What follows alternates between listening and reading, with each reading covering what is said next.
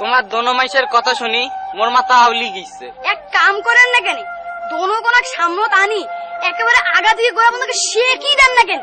তো সপুর দেওয়ানি সাহেব, দেওয়ানি তুই না মুই? হে দেওয়ানি তো তোমরা, আর মুই হলো তোমার বডিগার্ড। তাইলে আর একটাও কথা কবু না, চোখ দিয়ে দেখবো আর কান দিয়ে শুনবো। দেওয়ানি সাহেব আরে কি করবে না, সকাল সকাল করো মুখে না হাট যাওয়া লাগবে। আচ্ছা রে খয়বার, এর আগে দুইবার বিচার করি তোমার স্বামী স্ত্রী মিনিমাইজ করে দেওয়া হইল। তোমার গুলার কি লজ্জা শরম কিচ্ছু নাই? লজ্জা শরম থাকলে কি আমরা নিজাও ঝগড়া কাজিয়া করে দেওয়ানি সাহেব? আচ্ছা সপুর, ফির তুই কথার ভাগত কথা কৌছিস। ভাই খয়বার, আজকে তোমার কি নিয়ে ঝগড়া নাকছিল তাকে কও।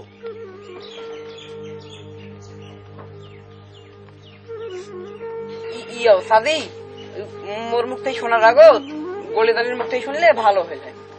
গলে যান পরে কইবে, আগত তুই কও।